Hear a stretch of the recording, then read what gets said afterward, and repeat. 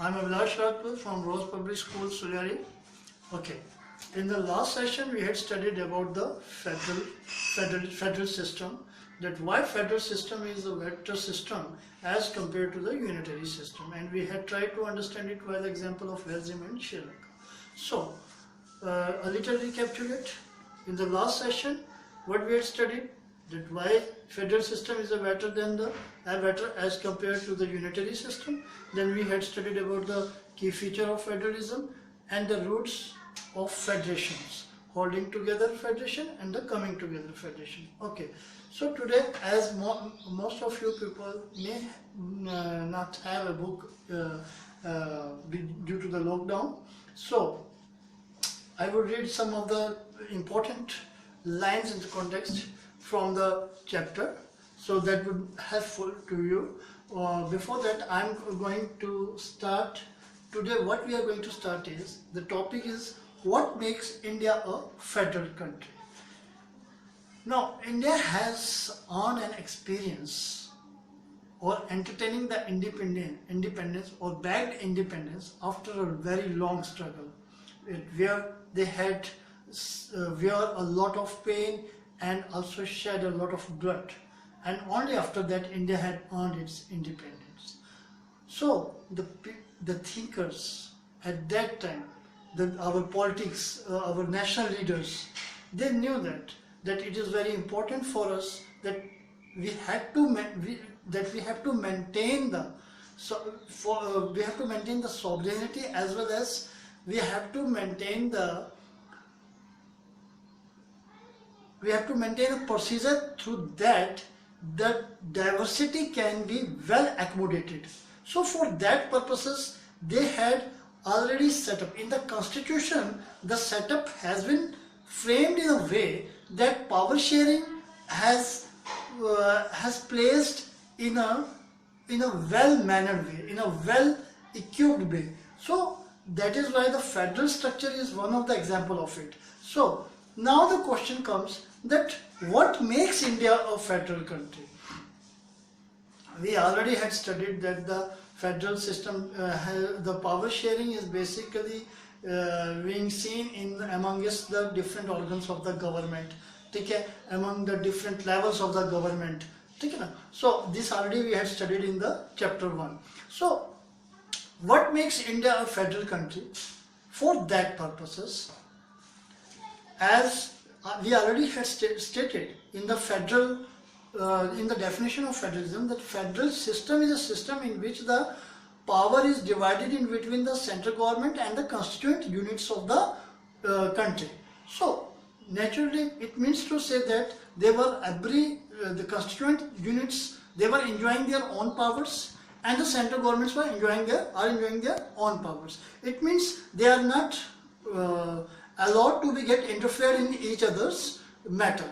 Okay. So they have a specific jurisdiction. They are exercising their powers in a specific jurisdictions. So I would like to make it clear that actually our constitution, everything has been designed to us, and everything has been directed to us by the constitution. So how the arrangement has been made as through the constitution, the direction through the constitution is given in such a way that the legislature in the central governments and the state governments, okay, their jurisdiction is divided in such a way that at where they can exercise their power. So it has been divided in the union list, state list, and concurrent list. Now what is union list? In the union list, the subjects that are included in the union list are basically of the concern. These are the subjects that are national importance. These are of national importance, such as your defense of the country, foreign affairs, banking, communication, and currency. Okay. They are included in this list because we need a uniform policy on these matters throughout the country. I think you would have understood it. Okay. So that is why these are the subjects which are included, because here the central government means central government now can exercise their power to frame any law on these subjects. Okay. Because on these subjects. Means state government has not authority to frame any law on defense. Okay? Any law, any policy related to the defense, just for an example, for defense, that can only be framed by the central government. So this is what means central government has a jurisdictions that they can only touch for the formulation of a law and any policy. They can only take the subjects that are included in the union list.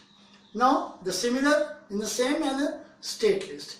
In the state list, it contains subjects of state and local importance, such as police, trade, commerce, agriculture and irrigation. The state government alone can make laws relating to the subjects mentioned in the state list. It means to say the subjects that are included in the state list, now the central government can't interfere in this matter.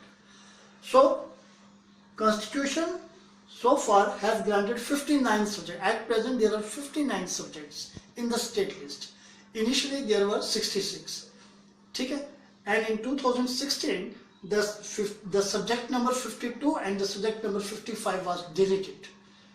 Okay? So now at present there are only 59 subjects. So in the union list we have 100 subjects. Initially there were 97 subjects. But at present there are 100 subjects. Is that clear?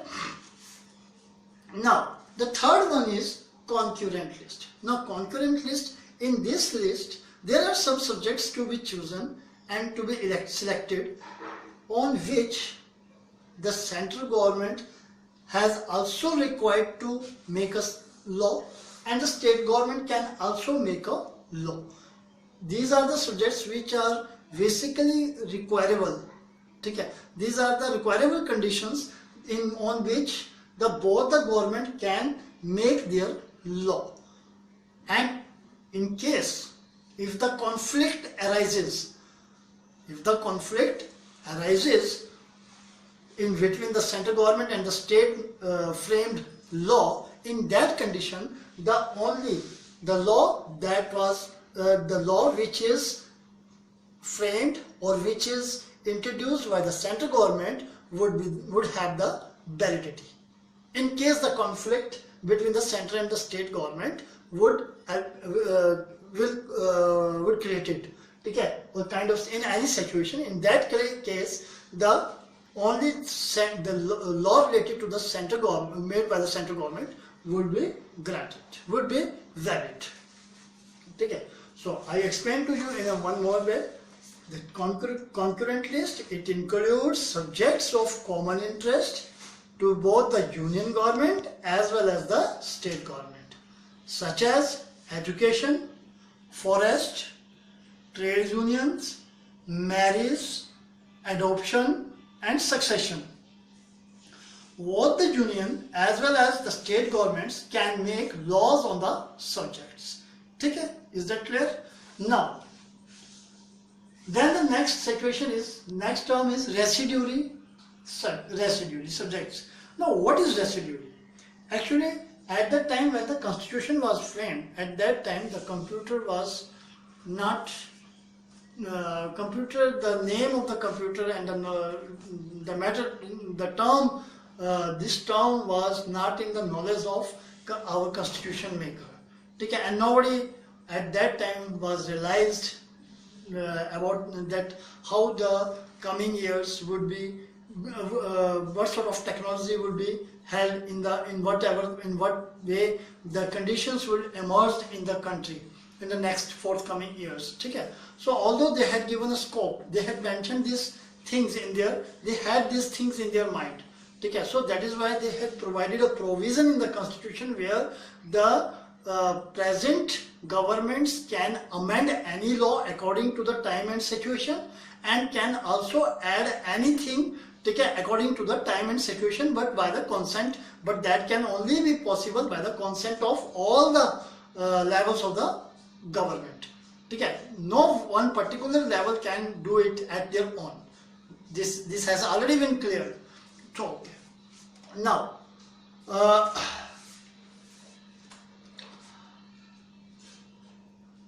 government has the power to legislate on these residuary subjects, means the subjects which were not listed in the union list, which are not listed in state list, and which are not listed in concurrent list.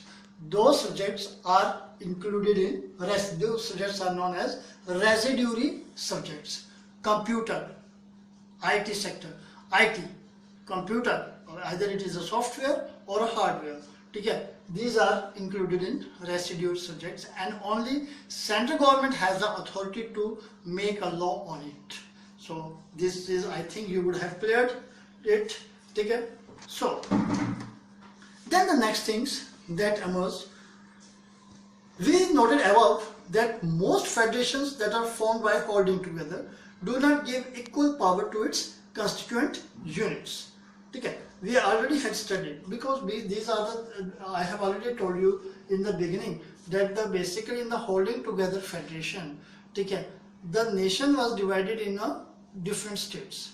Now, when our country had earned the independence, at that time the states which were formed, basically Britishers had freed when they had gone from India. Okay, they also had freed many of the princely states. So at that time, means these princely states were also independent. So there is a task to merge them or to make them a part of Indian Union.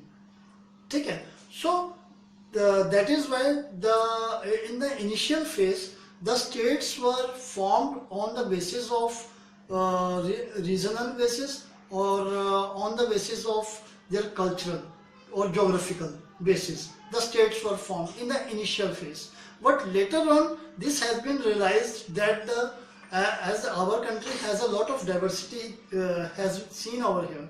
Okay, the cultural diversity, language diversity, okay, religion diversity is there, regional diversity is there.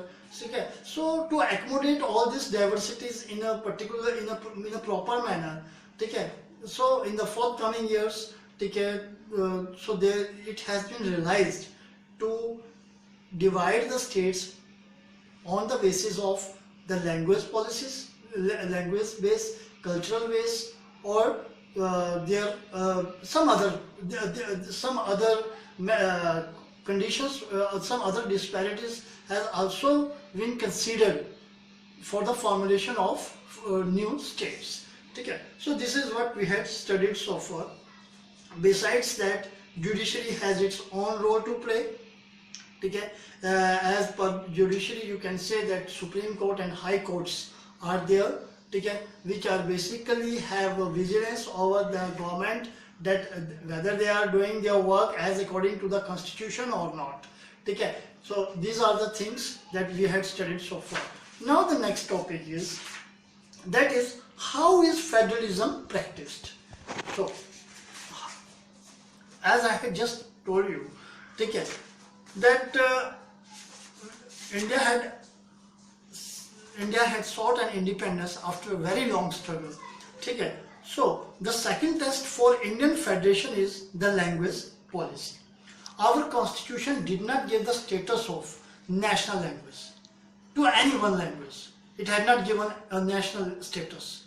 Okay, only Hindi has been regarded as an official language, but it has also not been spoken by the majority of the sections. Okay, means majority of the section has spoken this, but only 40% of the population is speaking Hindi. Okay, the rest of the population are not using this language. So that was the big problem. So as Hindi was identified as the official language in the initial years, when Hindi was identified as the official language, okay, what Hindi is the mother tongue of only about 40% of Indians. Therefore, there were many safeguards to protect other languages. Okay. Besides Hindi, at present there are 21 other languages that are recognized as scheduled languages by the constitution. Why this mean? What does it mean? Scheduled language. It means that a candidate in an examination conducted for the central government position may opt to take the examination in any of these languages. Okay. So states too have their own official languages. Much of the government work take place in the official language of the concerned state. Now I think that is why you better understand now. Okay, so these are the things that we have to be, we need to understand. So that is how here you can be say that on the basis of language the power sharing has been done. Okay, every state has given a power to make their own language as an official language. Okay, 21 languages, those languages which has their own script, okay, they were recognized in our scheduled list of the constitution. Okay, isn't it? So this is how betterly, in a very beautiful way, okay, this thing has been managed, so that on the basis of language the people cannot be divided, okay, and the conflicts cannot be emerged in the society, okay, on the way that can become an obstacle in the path of development. So these things has been solved out in such a way. Okay. In 1965, in the initial years, okay, in the 1965 when the Hindi was gotten recognition of official language, at that time the South Indian states, they had objected on it, and they had started with massive movement against the introduction of this policy of the government.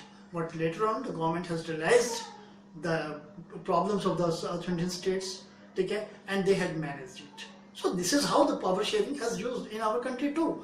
Okay. The system has been framed in such a way, okay, that power sharing is basically granted to each and every one of us. Okay. So this is how the things got to be held. Now the second point related to the federation is, that is center-state relations. It's also one of the very important topic. Now look, restructuring the center-state relations is one more way in which federalism has been strengthened in practice. देखिए, अगर system हमारे लिए एक system बना हुआ है, ठीक है, लेकिन बहुत अच्छा सिस्टम बना दिया कि अब मान लीजिए एक टीचर, मैं आपको बोल रहा हूँ कि आप नोटबुक्स ऐसे बनाएंगे, इस तरह से बनाएंगे, इंडेक्स ऐसा बनाएंगे, आप अब हम आपको ले भी रहे हैं लॉकडाउन के टाइम पर, हम आपको इस तरह से कोई ऑनलाइन वीडियोस के जरिए हर टीचर आपको कहीं ना कहीं आप तक पहुँचने की कोशिश करे, आपकी स्टडी नुकसान ना पड़े, एक सिस्टम आपको बना के दे रहे हैं, लेकिन आप रियलिटी में अब वो ये सिस्टम कितना अच्छे ढंग से वर्कआउट हुआ है, अब तक कितने अच्छे ढंग से आप तक पहुंचा है, ये कब पता चलेगा? जब स्कूल खुलेंगे, क्लासेस लगेंगी, आपने कितना अच्छा काम किया या नहीं किया, या ये सब थिंग एवरीथिंग और गोज इन वेन, ठीक है, कि या ये सारा चीज जो है ये तो समय की बर्बादी हुई है, या फिर आपने सचमुच इस चीज को प्रॉपर्ली एंजॉय किया हुआ, इस चीज का यूज लिया हुआ है ना? तो वही सिस्टम है कि कॉन्स्टिट्यूशन ने हमारे लिए कि एक विभिन्नताओं के आधार पर, डाइवर्सिटी के उस बेस पर लोगों में मतलब मतभेद ना हो, जन आंदोलन ना बने, विद्रोह की संभावनाएं कम की गई हैं, ताकि हम लोग विकास के रास्ते पे चलें, आर्थिक विकास हो, हमारा सामाजिक विकास हो, ठीक है। इन सब चीज़ों के लिए संविधान ने तो हमें एक रास्ता दे दिया है, लेकिन अब हमने उस रास्ते पे हम कैसे चलते हैं, ठीक है, तो ये हम उस चीज़ को कैसे एक्सरसाइज करते हैं, हमें कितनी नॉलेज है, हमें तो सिस्टम बना के दे दिया, लेकिन हम उस पर कितना चलते हैं ये हमें पता नहीं। हमें जागरूकता होनी चाहिए कि हमें क्या करना है। आपके पेरेंट्स आपको भेज रहे हैं, स्कूल भेज रहे हैं, सब, लेकिन वो भेज रहे हैं आपके लिए, उन्होंने एक अच्छी एजुकेशन सिस्टम आपके लिए प्रोवाइड कर रहे हैं, वो अपनी मेहनत से आपके ऊपर खर्च करें, लेकिन आप उन चीज़ों को कैसे देते हो, it all depends. So similarly the case is also like this, centre state relations. So that is what I am going to repeat. ठीक है, that constitutional arrangements for sharing power work in reality depends to a large extent on how the ruling parties and leaders follow these arrangements. ठीक है, किस ज़्यादा depend ये करता है कि सिस्टम बना हुआ है, लेकिन हमारी पॉलिटिकल पार्टीज, हमारे लीडर्स इसको कैसे यूज करते हैं, इस अरेंजमेंट को कैसे यूज करते हैं, हम लोग जो वोट डाल रहे हैं, हम लोग इस सिस्टम को कितनी समझ रखते हैं, कितने अवेयर रहते हैं, ये सब, ठीक है। For a long time the same party ruled both at the centre and in most of the states. Initial periods में हमने ये चीज देखने को मिली है कि जो पार्टी सेंट्रल गवर्नमेंट, जिस पार्टी की सेंट्रल गवर्नमेंट में भूमिका होती थी, मैक्सिमम स्टेट्स में भी उसी पार्टी की भूमिका होती थी। इससे होता क्या था, state government did not exercise their right as autonomous federal units. इससे ये था कि एक राज्य सरकार नेचुरली बात है कि अब एक ही पार्टी की अगर राज्य सरकार केंद्रीय सरकार वाले पार्टी से बिलोंग करती होगी तो नेचुरली बात है they would do the work as according to the central government, as the way the central government wants them to do it. The central तो मतलब आ गया ना वो यूनिटरी सिस्टम वाली बात आ गई, तो वो ऑटोनोमस फेडरल यूनिट वाली बात तो खत्म होगी। मतलब जो फेडरल सिस्टम का बेसिक आधार था वो तो ये था कि आप फेडरल सिस्टम मतलब वो अपनी प्रॉब्लम्स को, अपने सॉल्यूशंस, अपने डेवलपमेंटल प्रोसेसेस खुद क्रिएट करें, ठीक है, तो वो खत्म हो गया है ना। तो कहीं ना कहीं ये फेडरल स्ट्रक्चर जो है वो रन ऑन नहीं कर पा रहा था, ठीक है। अच्छा, दूसरा क्या हुआ, as in when the ruling party at the state level was different, the parties that ruled at the center tried to undermine the powers of the states. अब दूसरी कंडीशंस क्या होती थी कि जब स्टेट गवर्नमेंट में कोई स्टेट में कोई और गवर्नमेंट है, सेंटर में कोई और गवर्नमेंट है, तो सेंट्रल गवर्नमेंट जो है उसकी पावर्स को अंडरमाइन करने की कोशिश करती थी, ठीक है, डिसॉल्व कर देना, ठीक है, समय से पहले डिसॉल्व कर देना, कोई ना कोई एलिगेशन लगा के, कॉन्स्टिट्यूशनल वो लगा के, ठीक है। बट ये सारी चेंजेस जो हैं हमें कब देखने को मिली, 1990 के बाद। This was the beginning of the era of coalition governments at the center. Since no single party got a clear majority in the Lok Sabha, the major national parties had to enter into an alliance with many parties, including several regional parties, to form a government at the center. This led to a new culture of power sharing and respect for the autonomy of state governments. ठीक है, तो ये एक नया culture develop हुआ जिसमें बहुत सारी पॉलिटिकल पार्टीज जो हैं, छोटी पॉलिटिकल पार्टीज, बड़ी पॉलिटिकल पार्टीज, वो सब मिलकर, ठीक है, सेंट्रल गवर्नमेंट को फॉर्म करने लगी, ठीक है, सेंट्रल गवर्नमेंट फॉर्म करती थी। और इस तरह से क्या हुआ, जो एक स्टेट गवर्नमेंट और सेंट्रल गवर्नमेंट में जो एक भेदभाव की जो नीतियां थी वो खत्म हो गई, और स्टेट गवर्नमेंट जो है उसको भी अपनी एक ऑटोनॉमस बॉडी का रोल, वो भी अपनी पावर को एंजॉय कर सकती थी, ठीक है। अब हर एक, इवन एक रीजनल पार्टी जो है वो भी अपनी अपनी आइडियोलॉजी को, अपनी डिमांड्स को जो है वो आगे रख पा रही थी। So this is how the things got to be happen as by the appliance of power sharing method, and this is how the federal system has designed in a way that the power sharing can be implemented. Now the last topic is decentralization in India. As in the beginning, I think you would have remembered that in the key feature of the federalism, this has been stated that there are either two-tier system or can be more than two-tier system. But in the world level, we have seen that mostly there are two-tier system. It is only in India that we have three-tier system, means central government, state government, and the local government. Okay. Although our country, basically in the natural way, our country is known to be the country of villages. Okay. तो बहुत पहले से ही हमारे यहाँ पे जो है एक पंचायती राज व्यवस्था जो हमारी सदियों से चलती आ रही थी, लेकिन भारत के आज़ाद होने के बाद भी ये व्यवस्थाएं थी, सरपंच थे, सब चीज़ें थी, लेकिन उस समय उन्हें एक संविधान, एक मतलब उन्हें वो अधिकार, वो जो पावर्स थी, that had not been given to them, ठीक है, एक रेगुलरिटी नहीं थी, ठीक है, उनके इलेक्शंस कभी होते थे, कभी नहीं होते थे, कोई रेगुलर पीरियड में नहीं होते थे, ठीक है, उनके अपने वो फाइनेंशियल उतने डिपेंड नहीं थे, उतनी पावर नहीं थी। तो इस तरह से समय के साथ साथ ये महसूस किया गया कि किसी भी चीज का the formulation of welfare policies and the benefits of the framing of new laws, ठीक है, can only be possible and can only be successful, ठीक है, in approach if they would be better way, they could be enjoyed or entertained by a single person, each and every single citizen of the country, ठीक है। If the every benefit policies can reach onto the level of a single, or the last level of the citizen living in a country, then only these things can be worked out in a proper way. So that was the major objective, ठीक है। So this objective can only be done when the Panchayati Raj Act was introduced. ठीक है. It was so this is the rationale for decentralization of power.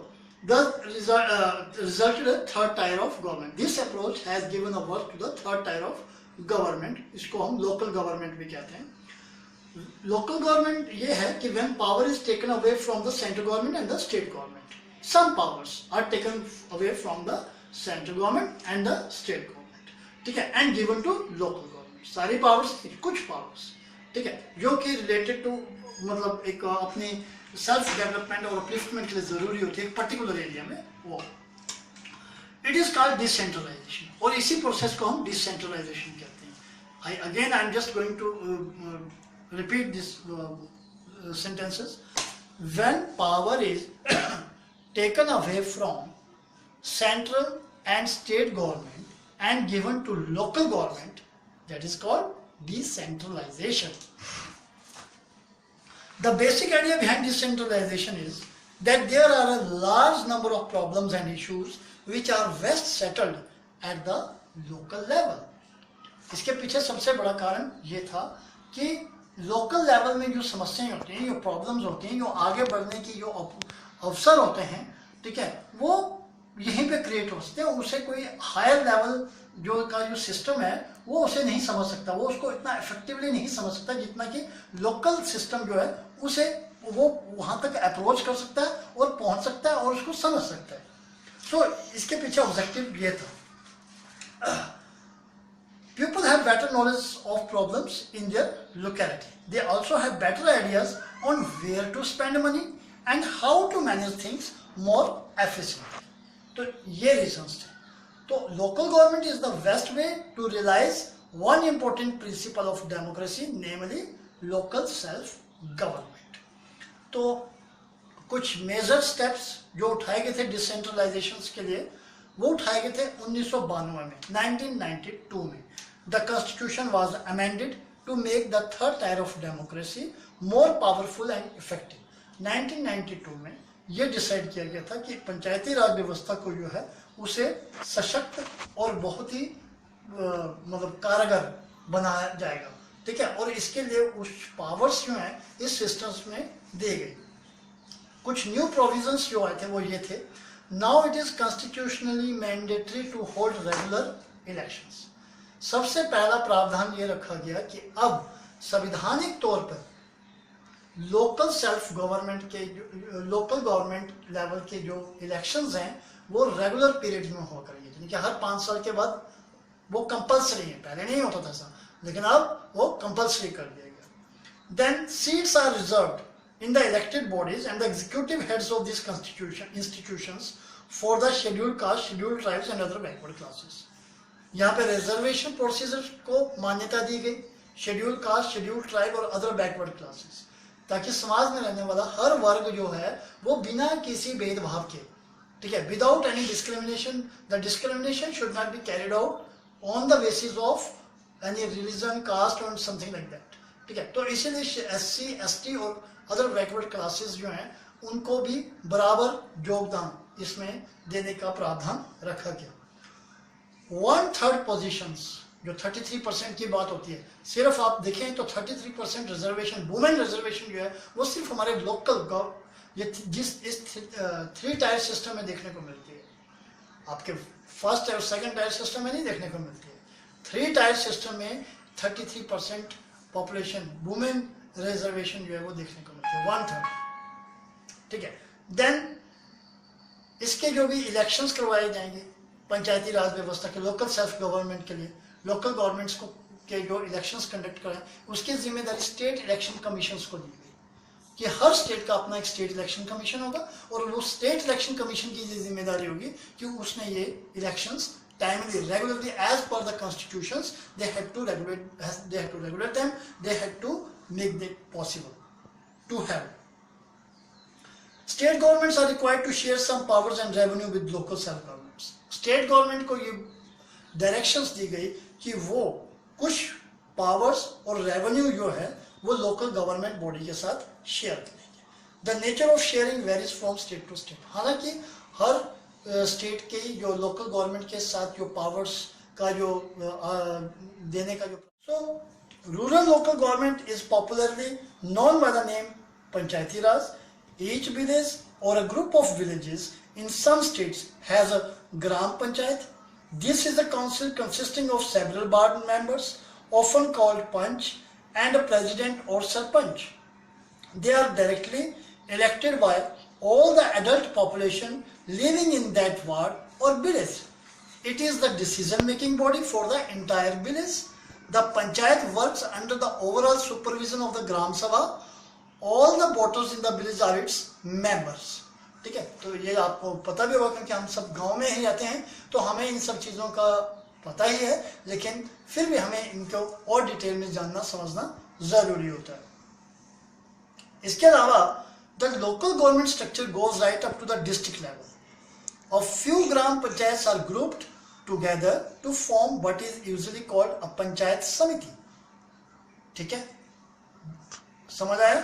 बहुत सारी पंचायतों को मिलाकर जो ग्रुप बनाया जाता है उसको हम पंचायत समिति कहते हैं, और ब्लॉक और मंडल भी कहा जाता है. हर स्टेट में इसको अलग अलग नाम से जाना जाता है, कहीं जिसे ब्लॉक कहा जाता है, कहीं मंडल कहा जाता है, ये डिपेंड करता है. The members of this representative body are elected by all the panchayat members in that area. All the panchayat samitis or mandals in a district together constitute the Jila Parishad, यानी कि district level. Most members of the Jila Parishad are elected. Members of the Lok Sabha and MLAs of that district and some other officials of other district level bodies are also its members. Jila Parishad chairperson is the political head of the जिला परिषद. ठीक है, तो इस तरह से ये पूरा एक स्ट्रक्चर जो है 3 टायर सिस्टम का जो है वो फ्रेम किया गया है, and it has been framed as per the directions by the constitution. तो हमें बहुत सारी पावर्स, जो 3 टायर सिस्टम्स को जो भी पावर्स दी गई हैं, वो उसका जो ऑब्जेक्टिव है I have already explain to you. ठीक है, and I hope you will do it. ठीक है, सिमिलरली ये जिस तरह से ये 3 टायर सिस्टम गांव में काम करता है, उसी तरह से शहरों में भी है. Similarly local government bodies exist for urban areas as well. Municipalities are set up in towns. Big cities are constituted into municipal corporations. Both municipalities and municipal corporations are controlled by elected bodies consisting of people's representatives. Municipal chairperson is the political head of the municipality. In a municipal corporation, such an officer is called the mayor. Now I think you would better understand it. Okay, so this is the chapter. Okay, the second chapter, related to the federalism. In case if you have any problem, in the next session I will come up with the conclusion of both the chapters, power sharing and the federalism. In the next video I will do it. So if you have any doubt related to any content, any topic, that can be better in a better way, you would able to understand it. Okay, so do all the questions. I will send you the questions in your in the WhatsApp group message. Okay, so that's all for today. Stay home, stay safe. Thank you very much.